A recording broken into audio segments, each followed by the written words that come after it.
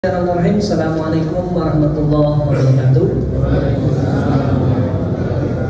Alhamdulillah wassalatu wassalamu ala nabiyina rasulina Muhammadin bin Abdillah wa ala alihi wa sahbihi wa mawala. Asyhadu an la ilaha illallah wa syarikalah wa asyhadu anna Muhammadan abduhu wa rasuluhu la nabiyya ba'dah. Allahumma shalli ala Muhammad wa ala alihi wa sahbihi wasallam. Bapak Ibu sekalian, alhamdulillah pada kesempatan malam di ujung-ujung malam terakhir bulan Ramadan ini kita bisa bermuajahah, bersilaturahim dan mengisi malam-malam 10 terakhir Ramadan ini dengan amalan-amalan ketaatan kita kepada Allah SWT. Ya, spesial malam ini kita hadirkan dua orang pembicara yang sedang viral, yaitu Mbak Jesslyn Tea Lestari, ya, seorang mualaf yang kurang lebih baru 1 bulan ingin masuk Islam, dan ada Kododi yang sudah lebih lama dulu kembali kepada Islam, ya, dia nggak bisa sebut mualaf tapi kembali kepada Islam. Dan kita lihat di channel beliau ya banyak sekali yang akhirnya memilih untuk masuk Islam. Semoga amalan yang kita usahakan pada malam hari ini mendapatkan rahmat dan ridha Allah Subhanahu wa taala. Dan dulu sekalian, kajian kita ini bagian daripada program daripada seksi dakwah Masjid Baitul Karim, dan mudah-mudahan ini bisa berlanjut di tahun-tahun ke depan. Dan sekali lagi malam ini kita kehadiran seorang artis seorang mualaf atau orang yang kembali kepada Islam, ada Mbak Jesslyn Tea Lestari. Assalamualaikum Mbak. Waalaikumsalam. Gimana kabar? Sehat? Sehat. Sehat. Oke. Tanpa berpanjang kalam kita langsung tanya-tanya ke Cici Jesslyn. Cici aja panggilnya ya? Iya, Cici. Ya, Cici aja. Kalau Mbak bukan orang Jawa ya. Oke, Cici, jadi kita mau tanya, perkenalkan diri dulu deh. Ya, kita minta Jesslyn perkenalkan diri dulu, ya, latar belakang, pendidikan, apapun itu ya. Termasuk masalah pribadi ya Pak ya. Ini dengar-dengar Cici Jesslyn lagi nyari jodoh yang mungkin grade-nya harus setara dengan dia kayaknya. Ya, karena temanya malam ini Jesslyn mualaf cerdas, ya, dari gereja menuju masjid. Nah, silakan Cik. Baik. Assalamualaikum warahmatullahi wabarakatuh. Baik, perkenalkan nama saya Jesslyn Tea Lestari. Saya mualaf. Umur mualaf saya baru 1 bulan lebih. Dan saya mualaf dari agama saya sebelumnya adalah Kristen Protestan. Saya Kristen Protestan dari lahir, jadi dari orang tua sampai ke tahun 2024 religi statusnya. Nah, dan untuk latar belakang pendidikan saya sendiri, saya S1 Bahasa Mandarin, literatur Bahasa Mandarin. Saat ini saya penerjemah Bahasa Inggris Mandarin. Saya juga mengajar Bahasa Inggris Mandarin di sekolah internasional. Baik, nah mungkin untuk background saya sekitaran dari itu ya. Cuma kalau dulu dari saya dari Kristen Protestan ya, sedikit background about my pelayanannya saya dulu adalah pemusik, singer, dan worship leader. Nah, yang saya peran yang saya ambil paling signifikan yaitu majoritinya adalah pemusik. Saya tuh pianis. Saya pianis untuk organ tunggal ataupun untuk piano yang untuk fill in the whole group of band. Gitu. Terus masalah jodoh tadi belum dijawab. Ya, Penasaran. tapi saya masih single karena ya, saya cukup sibuk ya, jujur ya, saya cukup sibuk di dunia pekerjaan dan pendidikan. To be honest, I don't really spend much time. Saya tidak terlalu menghabiskan banyak waktu untuk cari pasangan ataupun ada waktu yang cukup untuk mencari pasangannya. Dan yang memang saya lebih pandangan saya untuk mendapatkan pasangan itu at least harus pasangan yang memang layak, pertama layak untuk kita sesama lah ya, kita saya layak untuk dia juga layak untuk saya, dan juga yang untuk masa depan, bukan yang cuma untuk menemani. To be honest, for me, untuk saya lonely sendirian tuh nggak apa-apa dibanding sama orang nggak jelas. Nah, jadi kalau saya mau ambil seorang jadi pasangan ataupun one person bisa naik statusnya dari cuma teman atau kenalan jadi pasangan, itu memang sudah harus ada masa depan, sudah harus ya memang dia akan menjadi pasangan kita, supaya waktu yang saya spend dan itu tidak sia-sia, karena sayang waktu kita tuh cuma 1 kali. Sendirian nggak apa-apa dibanding saya salah pilih dan saya salah pasangan. Itulah kenapa saya masih untuk masalah jodoh saya cukup hati-hati. Oke, jadi yang mau buat CV bisa langsung ke Jesslyn ya. Buat CV ya. Sampai itu ada yang lolos gitu ya. Gitu. Oke, Cik bisa perkenalkan diri pakai bahasa Cina, bahasa Mandarin. Dari kita ini kan lihat Lani kalau ngomong bahasa Inggrisnya lancar banget, jadi kita yang nggak ngerti bingung ya. Nah, kita minta coba Ci Jason ngomong pakai bahasa Mandarin, perkenalkan diri, silakan Ci. OK 大家好，我叫黄佩丽，我的印尼名字是 Jesslyn Dalsari， 我今年是24岁，然后我是印尼华人，我是从昆典的，然后呢，现在我住在雅加达，然后我正在才见到穆斯林。 Sekarang film Jackie Chan ya. Ya jadi pengisi suara film Jackie Chan ya, film Kung Fu Panda tuh ya, dan ada tuh yang pemeran perempuannya. Oke Ci, lanjut ke pertanyaan kedua ya. Yang bikin penasaran umat Islam itu kan selalu kan latar belakang yang membuat Ci Jasmine itu tertarik untuk masuk Islam itu apa sih? Kan sebelumnya di Kristen ya. Pernah coba agama lain nggak sebelum masuk Islam? Kalau coba agama lain sekitar around 2018, 2019 saat saya mulai umur 18 gitu, saya mulai mencoba agama Buddha. Buddha karena dulu kebimbangan saya terhadap Kristen itu sudah punya akar, jadi it's not something that happened in a month, bukan sesuatu yang terjadi dalam 1 bulan ataupun 1 tahun, tapi ini aku bertahun-tahun. Sejak saya mulai akil balik, saya mulai punya keberanian nih untuk mempertanyakan. Nah, saat saya mempertanyakan, pilihan kedua yang on the table-nya saya yang tersedia adalah Buddha. Kenapa? Karena background saya Chinese, saya Cindo. Nah, kalau Cindo itu paling dekatnya, kalau kamu tidak bisa menerima Kristen, kamu cobalah Katolik yang masih serupa. Kalau masih tidak bisa, cobalah Buddha. It's fine. Jadi tidak ada resiko, tidak ada apapun jika kamu berganti kepada Buddha, it's fine. Itu kenapa saya coba. Tapi ternyata fail, kayak memang tidak bisa masuk. Jadi udah saya tetap aja di Kristen. Paling enggak saya masih bisa follow, walaupun saya nggak ngerti. Jadi dorongan untuk masuk Islamnya? Dorongan untuk masuk Islam jujur nggak ada sepanjang tahun saya cari agama tuh Islam tuh nggak pernah jadi pilihan saya. Saya tidak akan pernah juga meminjakan kaki ke masjid ataupun menaikkan orang Islam, walaupun di sekitar saya itu banyak kayak orang Muslim ya. Tapi saya tidak akan pernah menginjakan karena pertama doktrin dari keluarga saya, keluarga Chinese itu sangat anti terhadap Muslim.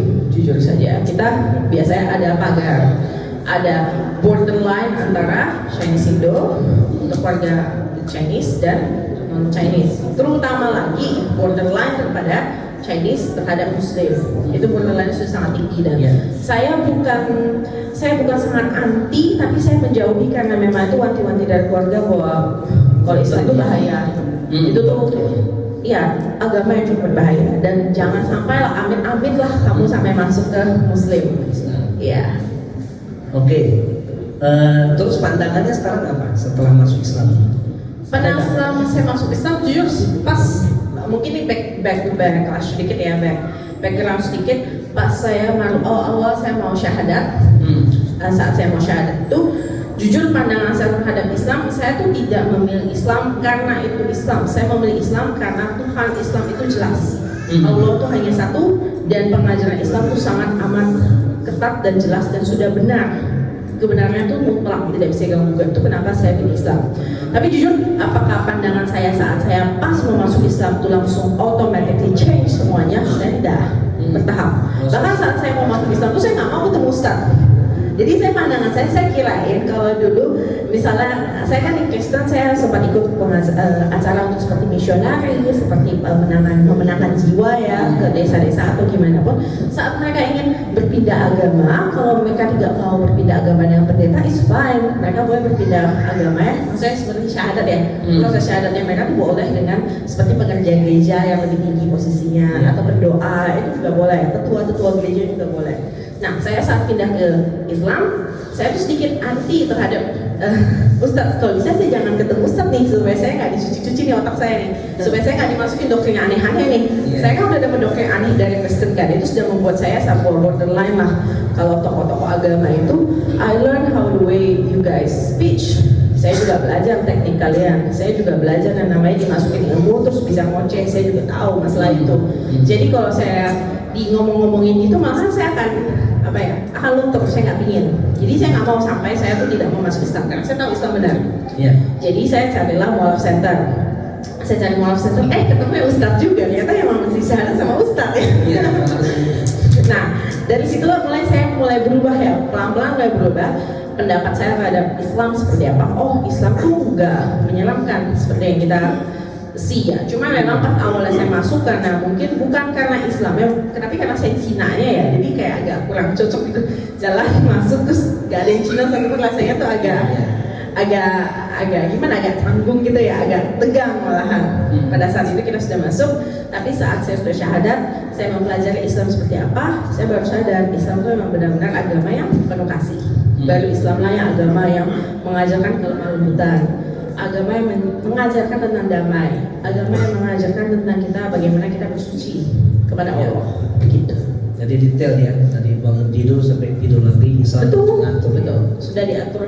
Dan tantangannya itu bukan out of nowhere tiba-tiba plong ada, tapi ada alasannya, diperlukan oleh siapa, atas perintah Allah, untuk tujuan apa, sudah jelas. Iya. Dulu di gereja apa perannya Cici Jesslyn di gereja? Kan aktivis gereja ya, kan kadang-kadang juga katanya debater juga ya. Iya betul. Bisa dijelasin? Nah, kalau saya untuk background debater itu background akademis saya yang lain lagi. Jadi itu pencapaian akademis saya yang lain lagi. Sebelumnya saya di sekolah di tingkatan SMP, SMA seperti sampai ke bagian kuliah, saya sebagai debater bahasa Inggris. Itu kenapa kalau misalnya yang pernah lihat podcast yang lain, ya 50% isinya Inggris. Jujur bahasa Indonesia saya itu tidak selancar bahasa Inggris saya. Itu kenapa banyak campuran bahasa. Tapi saya coba ulangi karena bahkan saya aja pas dengar ulang video saya agak susah ya memang ya. Saya ngomong agak kecepatan. Jadi saya kurangi sedikit intensitasnya untuk bahasa Inggris. Saya dulu debater untuk bahasa Inggris sampai ke tingkat kancah nasional untuk memperlibatkan sekitar 7 major utama mengenai kehidupan ini, politik, ekonomi, sosial, dan etc. Itu yang saya melibatkan dan saya berlatih itu secara kurang lebih 3 tahun lebih untuk menjadi debater bahasa Inggris. Cuma untuk background mengenai peran saya di gereja, saya sebagai musisi utamanya. Saya sebagai musisi, ya, saya anggota gereja, bagian musisi, pemegang piano lead utama ataupun piano untuk fill in untuk band, tapi di bagian piano. Nah di situ jadi saya selama saya memegang piano sebagai musisi itu saya juga dimasukkan ke dalam sekolah penginjilan di mana saya mesti mendalami baik iman, tapi ironisnya disitulah saya hilang iman saya ketika saya mulai baca dalam Alkitab itu tidak seindah doktrin yang diberikan di depan mimbar. Jadi bukan debater khusus untuk berdebat dengan ini ya, bukan muslim bukan ya? Bukan untuk versus agama ya, karena dulu bagian debater itu beda. Ada debater khusus untuk international sites, di mana yang saya dalami itu kita boleh melakukan perdebatan, kita boleh menyerang intisari dari setiap topik sampai ke ujung ke akar-akarnya. Tapi kalau pendebat agama itu, setahu saya perbedaannya adalah pendebat agama itu kita tidak boleh menyerang unsur dalamnya, tapi kita boleh melakukan perbandingan agama. Jadi it's not an attacking, but it's a discussion. Ilmiah. Betul, lebih ke ilmiahnya. Nah setelah masuk Islam nih ya pastinya kan ada pergolakan ya, khususnya dari keluarga. Ada gak dari keluarga begitu tahu Cici masuk Islam heboh gitu kan, komentarnya apa gitu, atau ada tekanan atau gimana? Teman-teman juga termasuk teman-teman di gereja gimana? Oke, kalau saya sendiri alhamdulillah saya termasuk mualaf yang cukup beruntung karena saya melewati fase susah, hubungan dengan keluarga cukup susah itu sebelum saya masuk Islam. Jadi sejak kisaran saya 17-18 tahun itu saya sudah pindah ke Jakarta. Habis itu saya sudah kuliah sendiri, saya sudah kerja sendiri. Jadi saya sudah hidup berdasarkan on my own feet. Saya sudah berdiri sendiri hidupnya. Jadi tidak ada lagi strings ekonomi, strings sosial ataupun strings kontrol yang ada terpekam pada saya. Jadi saat saya pindah agama pun kadang mereka beberapa yang menanyakan kenapa kamu pindah. Tapi by the end of the time setelah saya menjawabnya, saya juga menekankan memang pilihan saya sebagai manusia, saya punya hak. Saya juga dilindungi oleh hak undang-undang negara, saya juga dilindungi oleh HAM untuk memeluk agama yang saya yakini dan mengatakan apapun sesuai dengan keagamaannya saya karena memang itu hak manusia saya. By the end of the time karena saya tidak punya strings ya lebih tepatnya ya. Jadi keluarga tidak bisa melakukan penekanan dalam sisi apapun. Dan lebih tepatnya karena saya orangnya introvert. Jadi teman saya juga, teman dalam saya itu sedikit. Jadi very few people knows about me. Bahkan very few people tuh selalu kayak saya ketemu dengan orang tiap hari tuh enggak. Semua orang tuh rata-rata cuma kenalan. Paling yang secara kenalan ataupun rekan kantor saat mereka tahu saya sudah mualaf, karena kelihatan ya tiba-tiba kamu datang pakai hijab ya, kemarinnya kamu kelihatan kayak ada setan sedikit ya. Kamu datang pakai hijab karena orang nggak mikir ya. Ini agak susah dimengerti. Terus nggak cocok lagi hijab dengan mukanya. Kadang kan orang dengan pendapat pakai hijab itu kan keluarnya jadi muslimah ya. Iya. Ini kok agak kayak Annabelle gitu. Jadi ya kadang orang tuh agak kita tahu lah dari pandangan mereka mulai sensi. They don't want to talk with us. Mereka juga agak menjauhi kita. Mereka agak mencibir kita, but it's fine. Saya hormati pandangannya mereka. Saya juga hormati mereka juga. Pasti orang tuh butuh penyesuaian waktu untuk menerima kita. Walaupun mereka mau menentang, selama itu tidak frontal, selama kalian tidak mencoba menyerang saya, it's fine, it's your right. Bagi saya sih itu. Tapi ya emang saya bersyukurnya saya cukup kuat untuk menghadapi. Kalaupun semua orang yang sekitar saya mau mencemooh ataupun mau mencerca kita, ya sudah, kita defense line saja. Karena memang iman kita lebih berharga dibanding cemoohan orang. Forever after, cemoohan itu akan hilang dalam waktu 1 tahun atau berapa bulan akan hilang, and they will forget. Tapi kalau kita nyerah dengan cemoohannya mereka, kalau kita menyerah dengan mungkin kayak orang tua ataupun keluarga kita, sedikit merayu membujuk kita untuk kembali, untuk tidak stand on our opinion, yang tidak berdiri di atas pendapat kita, yang tidak mempertahankan iman kita, mereka pada saat ya istilahnya sebagai goda-godaan setan yang akan menang. Jadi kerjaan kita sebagai mualaf adalah ketika kita sudah syahadat, kita sudah memutuskan Islam is the right way. Memang kita harus mengikuti Allah dan hanya ada satu Tuhan. There is no compromise on that. Pertahankan defense line saja. Defense line tidak akan bertahan selamanya. Tidak akan selamanya kamu mesti harus selalu defense line. By the end of the time akan diberikan waktu di saat semua orang di sekitarmu akan menerima, karena kamu tidak mau berubah. Tapi kalau kamu mudah berubah, orang akan selalu berpikir ada harapan nih, bisa narik kamu balik nih. Jadi I just don't give them any hope. Apapun yang kalian bilang, kalian mau sampai mau melakukan kejahatan pun sekalipun, it's fine. Iman saya. Cuma perbuatan kalian, kalau kalian menjadi saya karena saya memilih sebuah iman, itu tanggung jawab kalian dengan Allah. Begitu. Ya itu kalau bahasa agamanya itu tolaklah keburukan itu dengan kebaikan. Nanti antara kamu dengan dia seperti sahabat yang sangat dekat. Itu cara Islam mengajarkan kita. Oke, terus ini Ci apa? Sebulan lebih ya, kurang lebih masuk sebulan lebih. Ada usaha udah yang mulai coba-coba kayak kodon gitu, dakwain keluarga terdekat, teman terdekat itu mulai. Kalau secara kemarin itu deh apa? Udah ngislamin orang ya, kalau nggak salah kok ya. Di channel siapa tuh kemarin saya tahu? Ayah Sofia, itu mualaf centernya kita. Jadi saya syahadat di Ayah Sofia, mualaf center Ayah Sofia di bawah bimbingan Ustadz Ipung Atreya. Kemarin ya, alhamdulillah saya diberikan kesempatan ya berharga sekali. Saya boleh mensyahadatkan orang Cina Taipei, orang Chinese Taipei. Jadi emang bukan karena saya mualaf jadi saya langsung berharga, tapi karena ada kebebasan bahasa. Bahwa orang Cina Taipei itu tidak bisa berbahasa Inggris dengan yang formally, dia tidak terlalu haruskan dan tidak bisa berbahasa Indonesia. Sedangkan syahadat itu dia harus mengerti apa yang dia katakan. Jadi saya nimbrung sih, jadi 2 orang mensyahadatan, yaitu Ustadz Gainama mensyahadatkan secara bahasa Arab dan saya mensyahadatkan secara bahasa Cina, supaya dia mengerti yang dia ngomongkan, yang dia janjikan, yang dia sumpahkan itu apa. Itu tujuannya. Nah dulu belajar Islam dari siapa sih? Mungkin buka buku atau nonton. So far saya belajar Islam, jujur saya lebih percaya buku ya. Karena saya jenis orang yang, karena again saya belajar tata cara bagaimana mengajar orang. Saya juga sendiri pengajar. Saya juga mengajar bahasa. Saya juga belajar how to public speaking well. Jadi saya mengerti yang namanya kalau saya belajar dengan orang itu banyak pendapat subjektif. It doesn't mean they really, nggak berarti mereka itu benar-benar berusaha untuk mensetir kita, tapi secara tidak sadarnya mereka menaruh pendapat atau opini mereka yang nanti bisa menjadi dasar ilmunya kita. Jadi menurut saya itu kurang baik ya. Lebih baik belajar dari buku. Karena dari buku terutama bagi saya, kalau saya lebih ngefans, saya lebih ngefans untuk belajar dari Al-Quran sendiri. Karena Al-Quran sudah terbukti. Tapi pernah nonton video-video yang Dr. Zakir naik gitu? Sudah ada. Tidak. Oh kalau itu sudah saya nonton sebelum-sebelumnya. Pas saya udah habis syahadat, saya mulai nontonin. Dan masih saya nimbrung lah. Jadi setelah saya baca buku, saya juga masih mendengar sistematikannya. Tapi kalau ada yang saya bingung, saya akan konfirmasi kembali kepada buku untuk cara pembelajaran. Nah, yang terakhir nih Ci ya, karena nanti akan ada mungkin dari peserta yang hadir pada malam ini ada beberapa pertanyaan. Ini pertanyaan terakhir dari kami Ci ya. Yang pesan buat kita nih yang kaum muslimin ya, khususnya yang sudah lahir dan Islam ya. Terus mungkin nasihat-nasihat buat teman-teman yang muslim yang belum tertarik dengan Islam, apa pesan-pesannya Pak?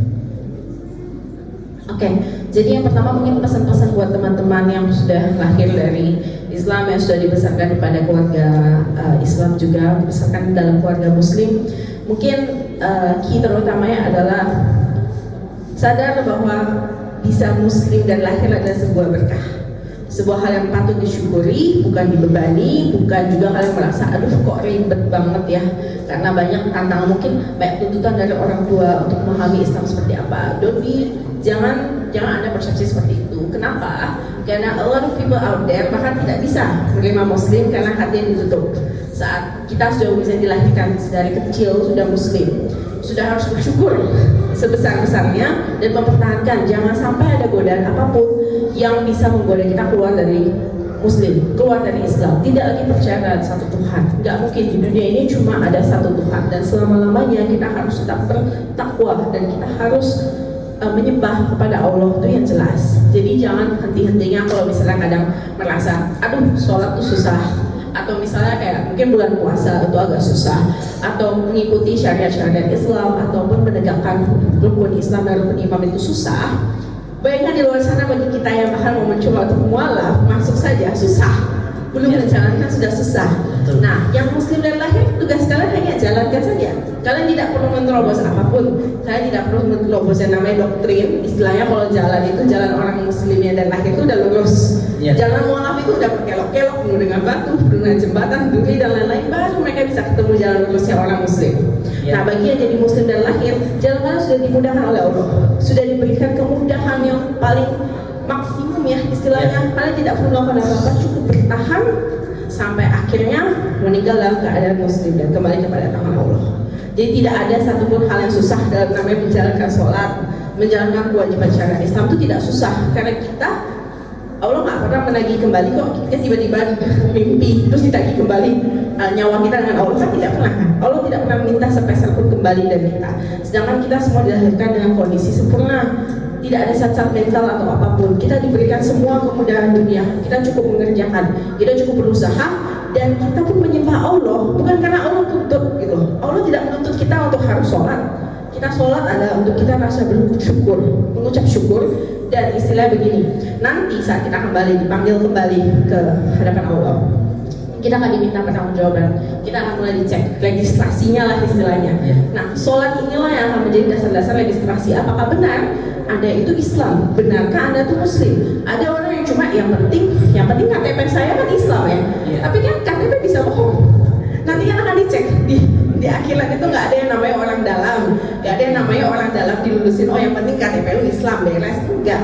Yang akan bersaksi adalah diri kita sendiri, semua anggota tubuh kita, segala hal yang pernah kita kerjakan akan dibuka dari nol sampai akhir-akhirnya. Itulah kenapa kita mesti mengikuti sholat atau syariat ataupun rukun-rukun keimanan yang kita tuh harus dipastikan, karena itu adalah kunci kita untuk bisa mendapatkan akhirat.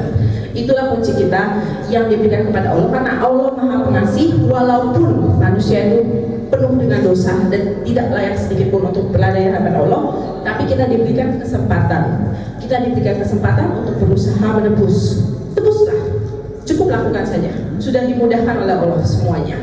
Oke, itu untuk bagi kita yang teman-teman sekalian yang memang dari born sudah Muslim. Dan bagi teman-teman yang masih non Muslim dan teman-teman di luar sana yang mungkin masih merasa anti terhadap Muslim, masih merasa kayak anti terhadap Islam dan mendoktrin Islam dengan hal-hal apapun, hal-hal negatif apapun yang kalian pikirkan. Begini, bagian Islam adalah ilmu pengetahuan. Islam adalah knowledge. Kalian tidak mau pindah agama langsung, it's fine. Islam tidak minta kalian harus pindah agama, tapi yang the least that you have to do is, kalau ada yang namanya ilmu di dunia ini, terutama ilmu keagamaan yang berhubungan dengan Tuhan, berhubungan dengan Allah. Jika iman kalian sendiri kalian nggak tahu kalian tuh menyembah ke Tuhan mana, atau kalian percaya Allah dan Tuhan mana, belajarlah Islam. Bukan untuk kalian langsung pindah, tapi untuk at least kalian tahu pengetahuan. sebagai pengetahuan bahwa kita tahu ya ini ada tata cara kehidupan yang dijelaskan secara teruntut sejak kamu bangun tidur sampai kamu tidur kembali. Bahkan yang sudah menjelaskan mana perbuatan baik dan mana perbuatan jahat.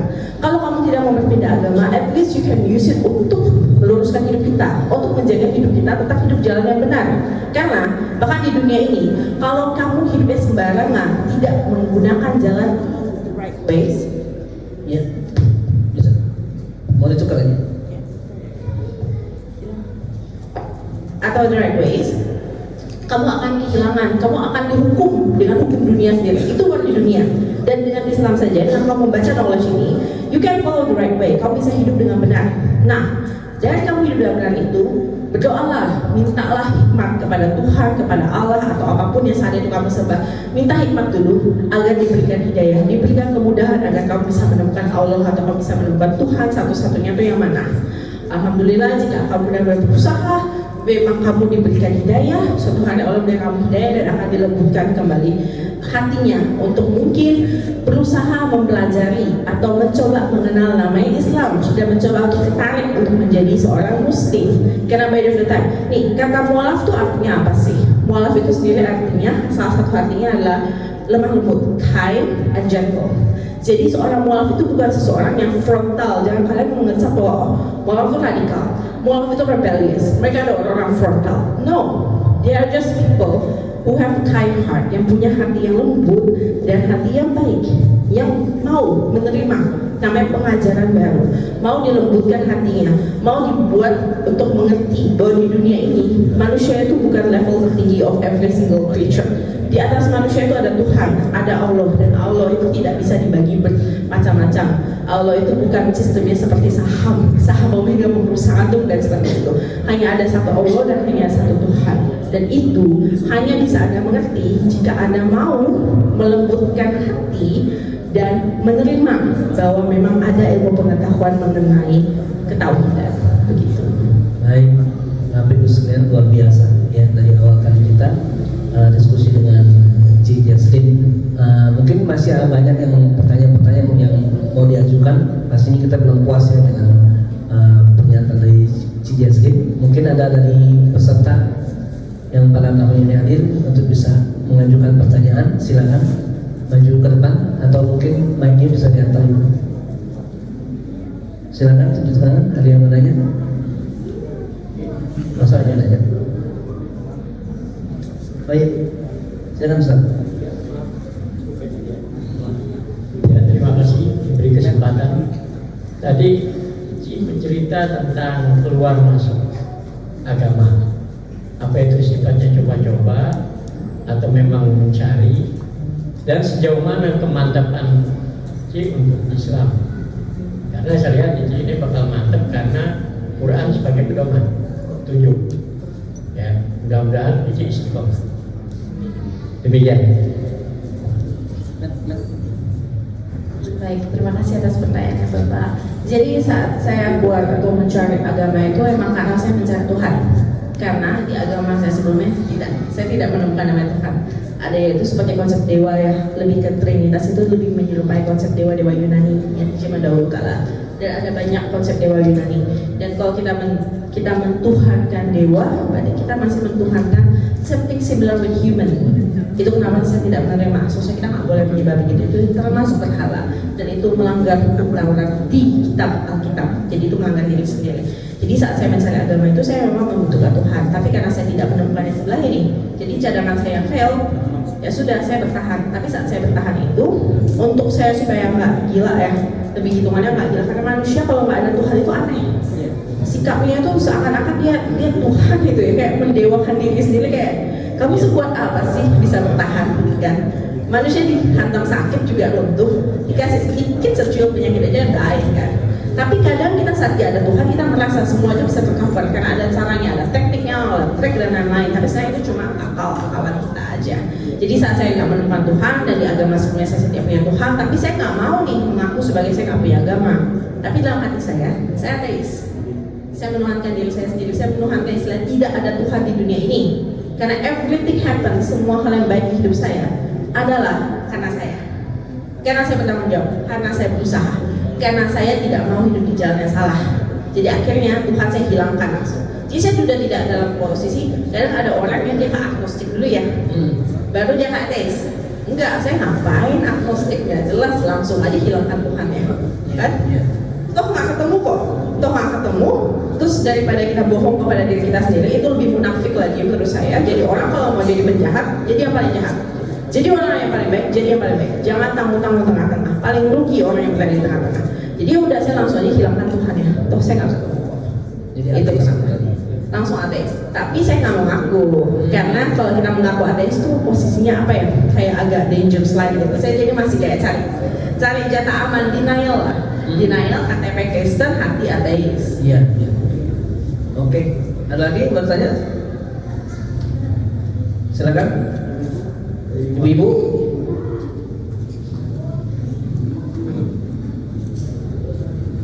Nggak ada?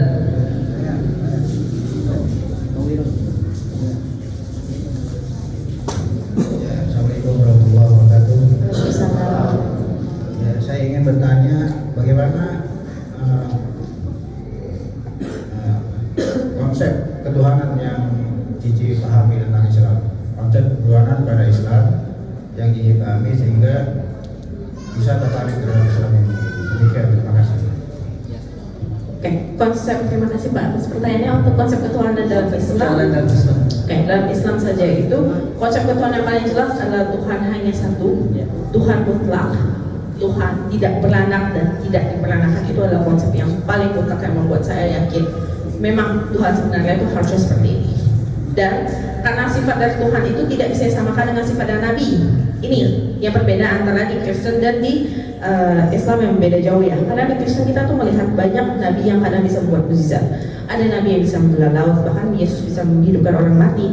Tapi kenapa hanya satu Nabi yang diberikan title Tuhan? Kenapa lainnya tidak? Sebenarnya lainnya juga mereka melakukan mukjizat, mereka bisa dong diakui sebagai Tuhan kan?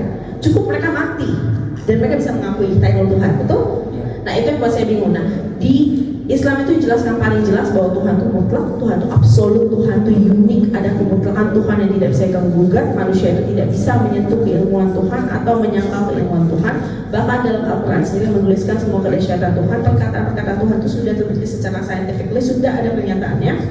Bahkan hal yang belum terjadi hal hari ini, seperti contohnya di Al-Quran yang tuliskan bahwa suatu hari manusia akan pergi ke bulan. Itu Al-Quran dituliskan ratusan ribuan tahun yang lalu. Kita baru bisa ke bulan kapan? Nah tapi Allah sudah tahu, Allah sudah memberikannya, sudah ditulis. Berarti memang benar penulisan ini memang dari Allah, karena Allah mengetahui, maha tahu hal yang belum terjadi sudah bisa dinubuatkan. Nah itu baru kata nubuat yang sebenarnya.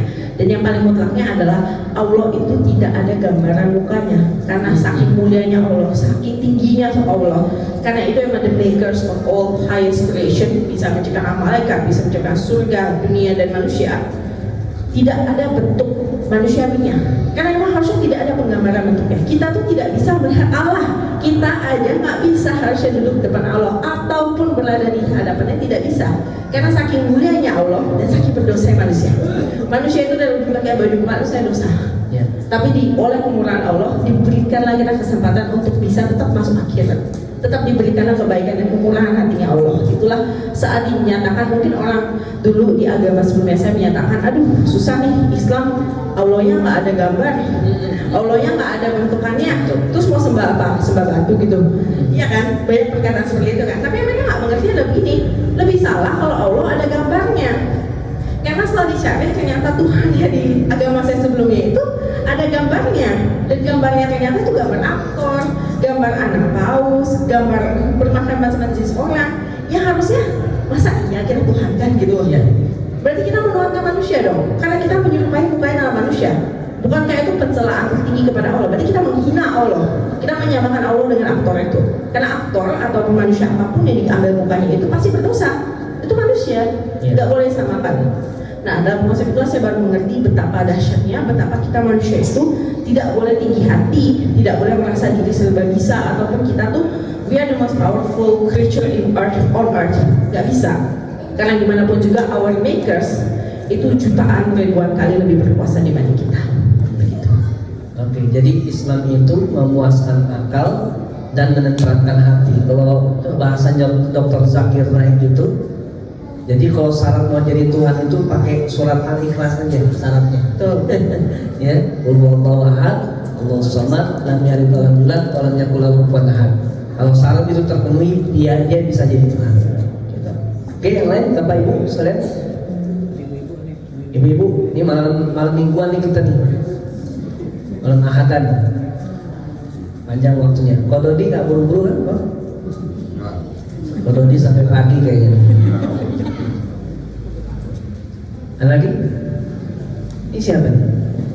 Sama kembaran. Cici Jesslyn, pada saat Cici Jesslyn itu memutuskan untuk pindah ke Islam, itu kan pasti ada latar belakangnya. Kenapa? Oh, gue masuk Islam itu karena gue bingung kok begini, ajaran gue lama ke begini, ajaran yang sekarang kok beda banget, lebih rasional.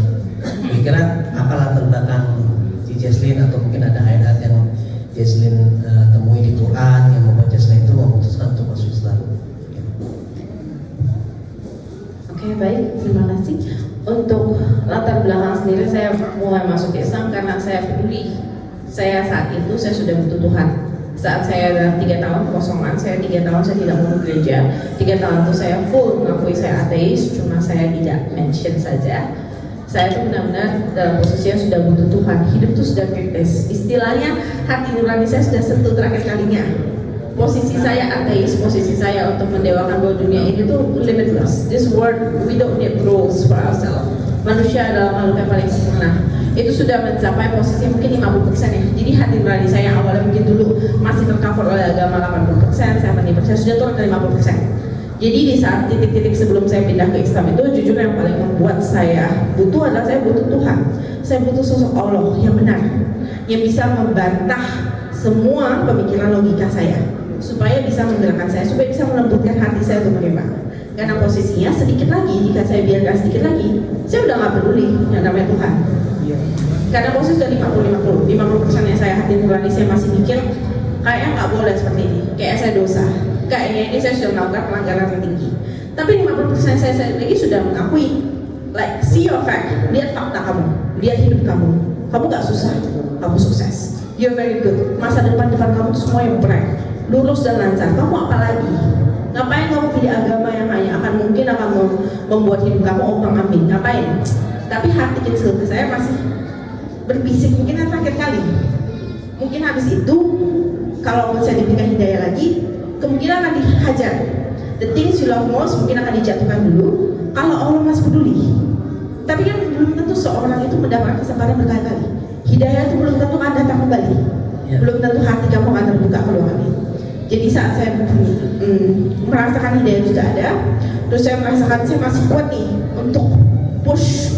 Jadi saya push yang pertama 50-50, saya bisa mempush hati saya untuk menerima agama, memeluk Islam, mengakui Allah, dan bertobat istilahnya. Insya Allah saya bertobat kepada Allah. Saya push sampai sedalam mungkin untuk menghilangkan sisi saya yang sebelumnya ateis. Karena jujur sisi ateisme saya itu cukup dalam. Itu yang menanggung hidup saya, itu sudah memberhasilkan hidup saya for a very long time. Yang saya akui, itu saya push. Saat saya push itulah yang membuat saya benar-benar mau bersyahadat. Jadi bukan cuma karena saya mungkin baca kalimat atau gimana, kan jujur kalimat atau apa akan susah masuk melawan fakta. Melawan fakta hidup saya itu susah. Yang bisa melawan fakta hidup saya adalah diri saya sendiri, hati saya. Jadi hati saya memilih untuk fight. Gak apa-apa, dorong sedikit, yang penting you can lose, kamu boleh hilang kenikmatan dunia sedikit. Karena hidup itu poros, hidup itu bagaikan roda, ada naik, ada turun. Itu akan selalu terjadi. Kamu boleh kehilangan itu sedikit, tapi you cannot lose yourself. Kamu gak boleh kehilangan hati nurani kamu.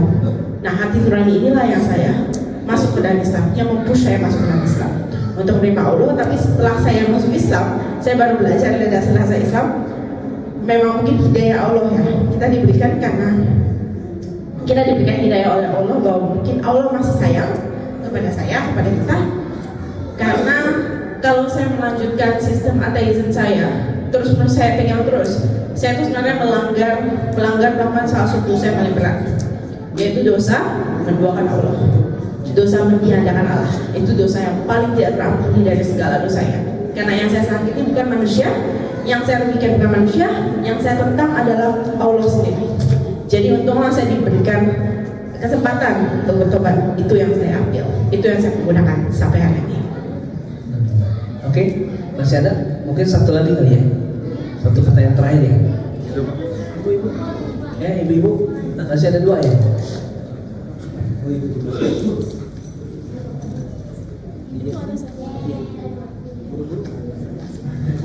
Assalamualaikum warahmatullahi wabarakatuh. Saya sebenarnya yang dari anak.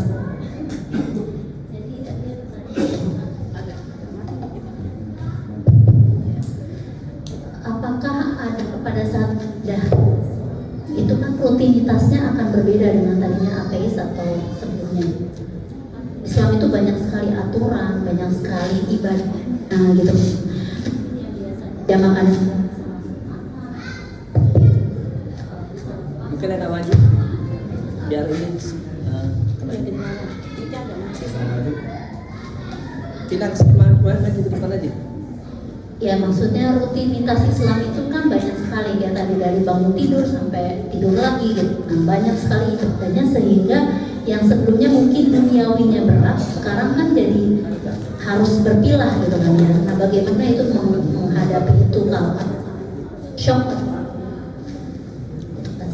Baik, terima kasih Ibu.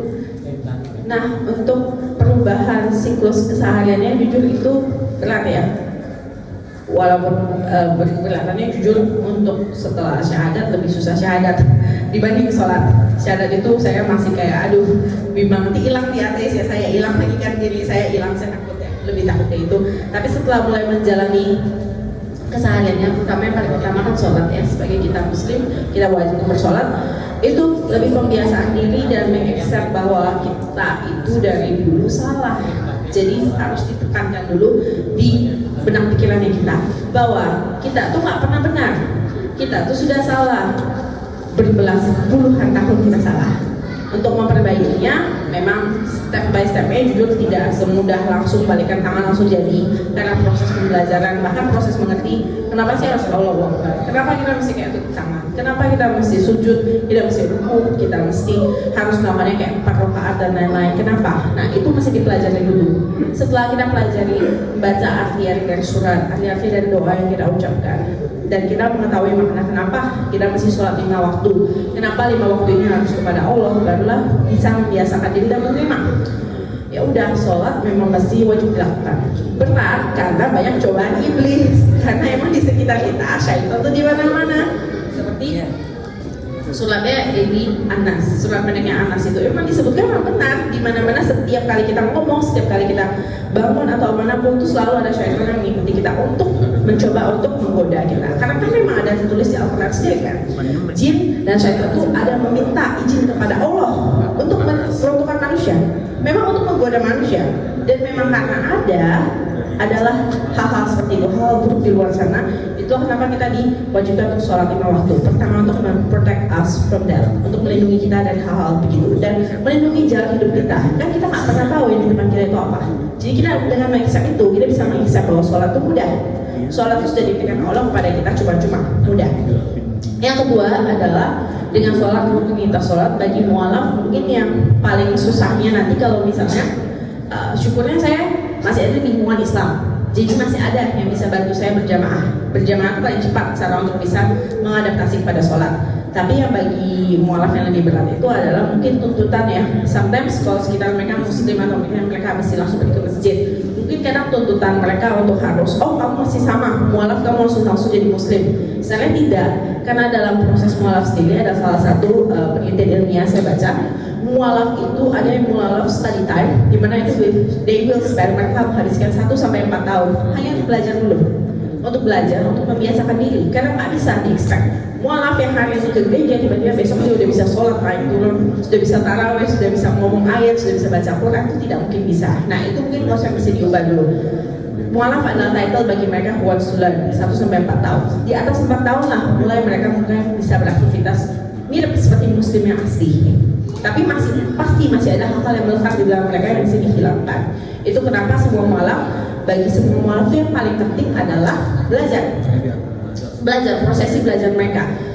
Dan hal-hal yang mualaf lakukan selama itu adalah pengetahuan hijau yang dia mengerti pasti sah, karena dia tidak tahu. Tapi itulah kenapa adalah kewajiban belajar, dan ketika mereka sudah tahu dan menjalankannya dengan benar sampai ke titik mencapai standar umumnya Muslim, standar umumnya Islam, barulah bisa dinyatakan Muslim secara sah. Begitu.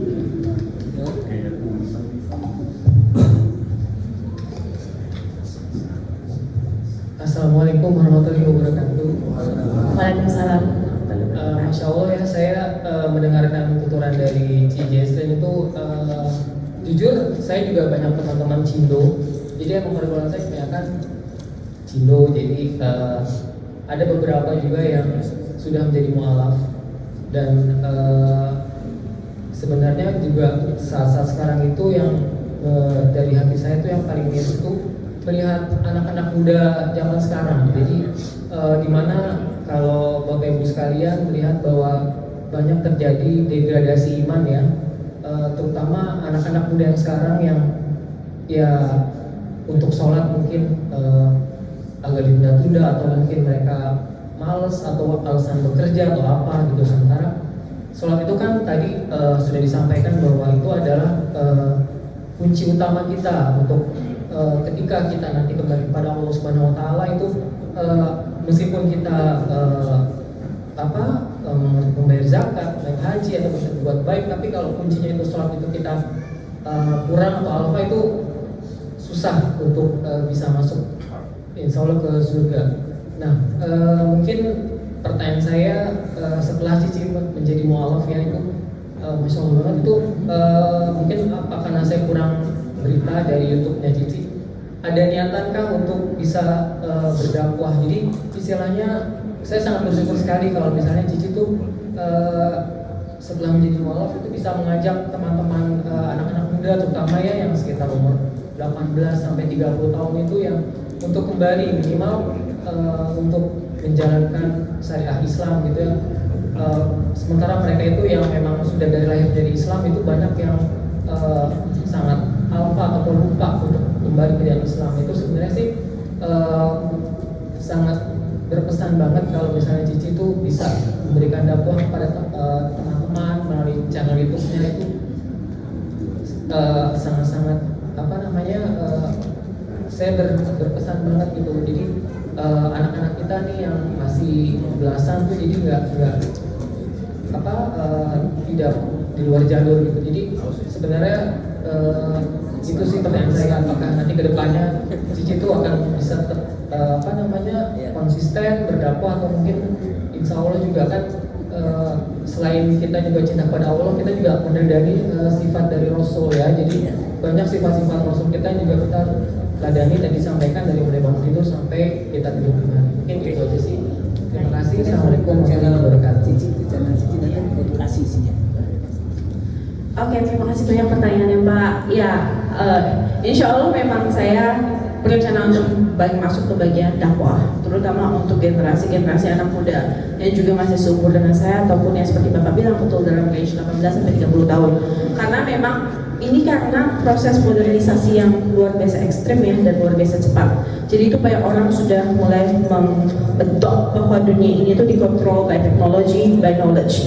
Tapi mereka lupa bahwa dunia ini diciptakan oleh Allah. Jadi hal yang ekstra, istilahnya hal yang kelas ketiganya itu mereka hafal, tapi mereka hal utamanya mereka sudah melupakan. Nah, hal inilah yang memang saya tuh rencananya memang saya mau berdakwah ke arah itu. Pertama, karena jujur hal pertama yang paling harus dicegah terutama adalah mencegah pemurtadan.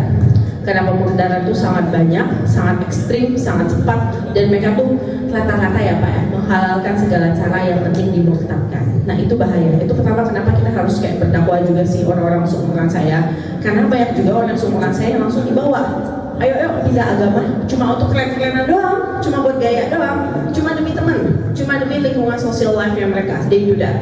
Dan kalau tidak ada dari bagian Islam, dari jajaran barisan Islam ke depannya kita, apologi kita yang pergi menghandle generasi ini, mesti tahu generasi di atas, generasi yang maybe generasi Gen Y atau Gen X, bahkan generasi yang sudah 40 or 50, one day akan pass. Waktu mereka akan berlalu dan dunia ini akan mulai dikuasai oleh Gen Z yang sangat amat gak jelas, yang dikit-dikit galau dan dikit-dikit semua hal tuh mereka masa bodoh, terutama terhadap agama.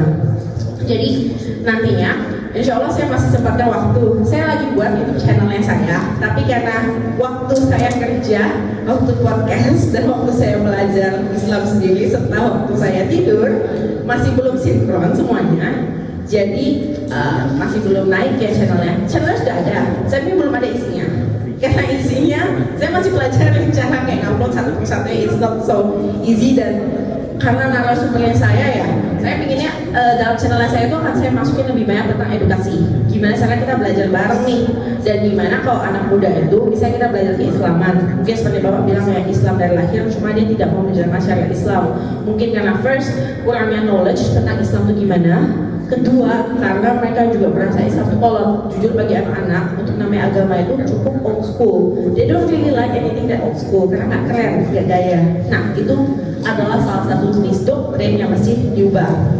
Nah, jadi di dalam channel edukasi saya berharap dengan saya kan juga di baru mualaf nih. Jadi hal-hal yang saya pelajari itu masih hal dasar yang juga sebenarnya perlu diperbaiki karena banyak Islam kita yang belum punya dasar yang kuat ya.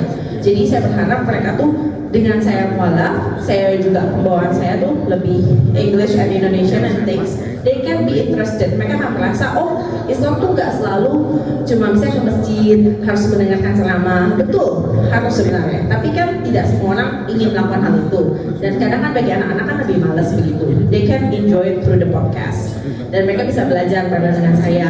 Lebih banyak channel saya akan lebih mengedukasi. Jadi kalau untuk motivasi sama lain saya rasa cukup ya di podcast semua kayak di sini ada 10 kira-kira kurang lebih kamera sudah cukup untuk motivasi.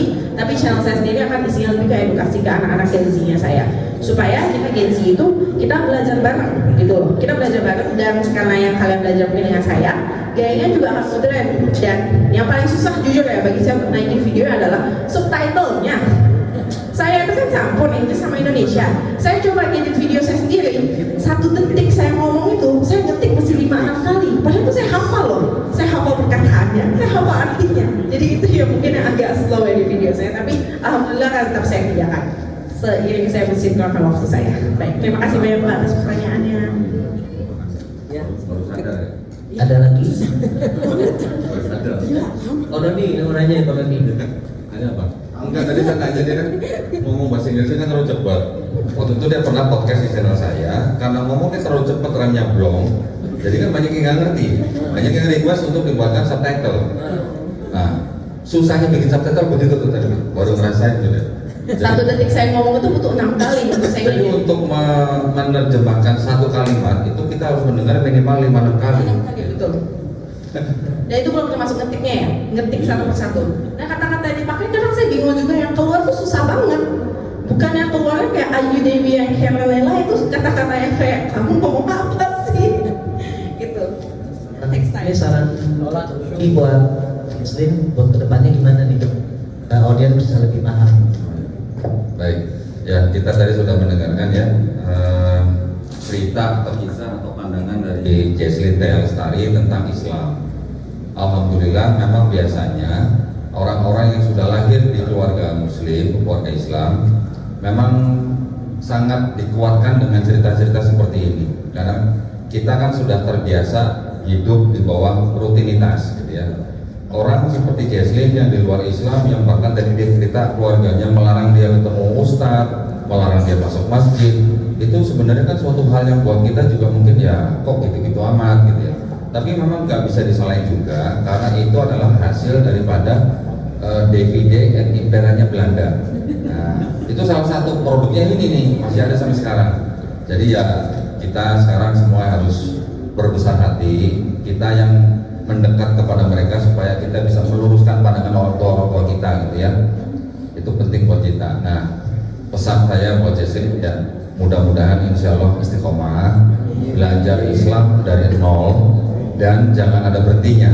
Karena orang Islam belajar Islam tuh nggak ada berhentinya, sampai mati kita belajar ya. Jadi mudah-mudahan Jesslyn juga nanti menemukan guru yang tepat, ikuti yang mayoritas, jangan yang aneh-aneh gitu. Ya, karena seperti saya aja itu masih ada kelompok-kelompok lain yang mendekat ke saya, ingin ikut supaya saya ikut kelompok mereka. ya saya tidak perlu sebutkan lah ya namanya apa aja. Jesslyn juga harus begitu hati-hati mencari komunitas dalam lingkaran muslim yang mayoritas gitu lah, supaya tidak banyak macam-macam ya. Itu aja pesan dari saya, mudah-mudahan bisa menggenggam erat iman Islamnya ya, mudah-mudahan semuanya istiqomah dan mudah-mudahan kita semuanya husnul khotimah. Amin ya rabbal alamin. Assalamualaikum warahmatullahi wabarakatuh.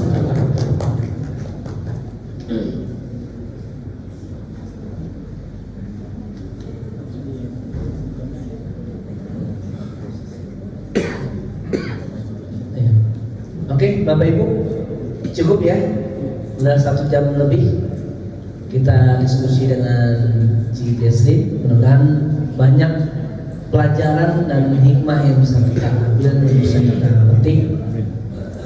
Khususnya buat kita yang sudah lahir dari Islam, ya malulah sama Kododi, malu sama Ustaz Felix Xiao, malu sama Ci Jesslyn yang begitu masuk Islam, login ke Islam, konvert ke Islam itu langsung bergerak.